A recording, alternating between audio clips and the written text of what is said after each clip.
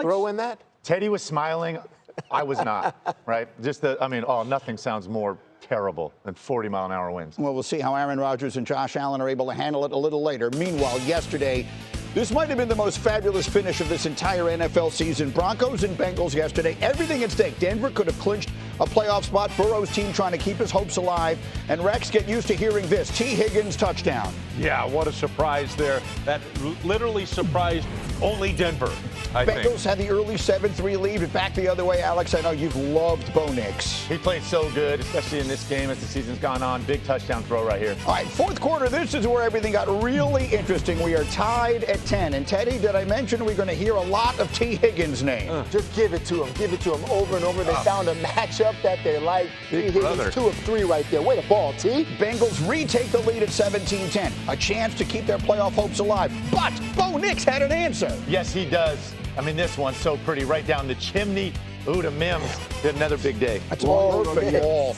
So now we're tied at 17, and the pressure continuing to ratchet up. 5 minutes and change to play. It's Burrow again. It's Higgins again. Oh, but the ball is punched out.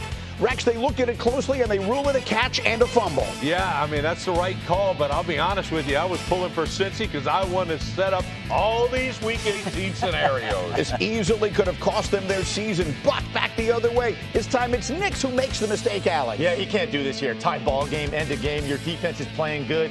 Can't force it on 3rd and 15. Punt, play field position. And so the first play of Cincinnati's next drive. Teddy, so much of this game is about Higgins, but here comes Jamar Chase. Give it to him. That's a good second choice on tonight, really. Higgins, and then you got Jamar Chase. So another receiver that this Bengal offense unstoppable at times. Clock running down. They desperately need to pick up a first down here on this 3rd down play, and they do to Chase. So now they've got interesting decisions to make. Huge scenario. We got a minute 40. Denver has 1 timeout to play with.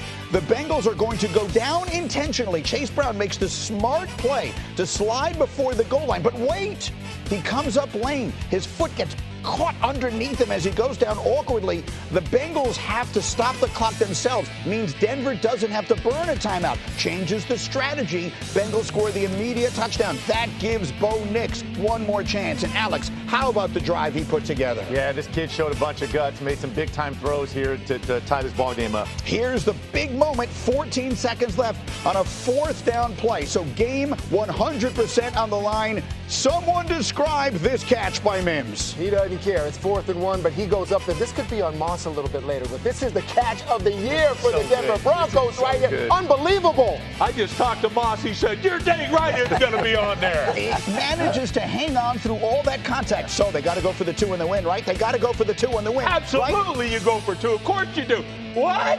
They don't go for the 2 and the win. To overtime we go. Sean Payton, you'll hear him in a moment, say the fact that a tie would have put them in the playoff factors into the decision. Instead, we get punts from both teams. So now any score wins. Gesicki with the big catch. Cade York coming out to kick the 33-yard field goal to end the game and give Cincinnati the win and keep them alive. He has to make the chip shot, right? You got to count on your kickers. You got to count on them. Oh, the better not count on that one. Oh, that the hurts. top of the upright. So 2:43 remain in Cincinnati's season. All Denver needs essentially is 1 first down, and this game is over. But instead, they ran off a total of 20 seconds. They threw 2 passes in that sequence, and they give Burrow 1 more chance, and that was all he needed. Once again, they were picking on 21 the entire night, and here it comes, Alex. Once more to T. Higgins to set it up, and then the touchdown to end it on the finish. This catch is unbelievable. The fact he gets his feet in here, tiptoeing the sideline, so good. This guy, amazing player. Here's the walk-off touchdown, the 3rd of the night, and again, it's against Riley Moss, number 21, who they picked on all night. Joe Burrow says, we have life. They win an absolute thriller in overtime, and afterwards, we see the 30-24 final. What this game means is the Broncos will need to win next week to assure themselves of a spot in the playoffs. I don't know that anybody can stand on a field and watch Joe Burrow and say he's not the best player in the world, and then you can transfer that argument to Jamar Chase as well, and you can argue those 2 to death. But the clearest thing I can say is I would not trade Joe Burrow for any player in the universe. And so, to me, that's MVP to me. We spent some time thinking about. I'm going to answer this now. All right, going for 2. We knew a tie though was for us just as beneficial is a win. We felt like we had the momentum at that point. So, look, it went back and forth, and in the end, we didn't make enough plays. They did. All right, unbelievable game. Quickly on the playoff scenario. So the Bengals win means that they and the Colts and the Dolphins are all still in contention for the 7 spot. The Broncos would clinch it with a win next week against Kansas City. That's the end of that discussion if they win. If Denver loses, the Bengals could get that spot with a win at the Steelers and at least one loss by both the Colts and Dolphins over the next 2 weeks. So either today or next weekend. So much to unpack. Put your feet up. We have a lot to say. First, the decision not to go for the 2 and the win Please at the end. start with me on this. Well, you're my coach. I'm starting with you. Please start with Should me he have on gone this. for the 2? Of course he should have. I love Sean Payton, but he talked about we had momentum, all that. Yeah, you have it. By the way, don't sell to the public that you knew that if we tied, that was just, we'd go to the playoffs anyway if we tied. You ain't going to stop Joe Burrow. Are you kidding me? They did, though. I know. They did. I don't They want to did hear twice. it. Yeah, they did once until homeboy decides to miss a 20-yard field goal.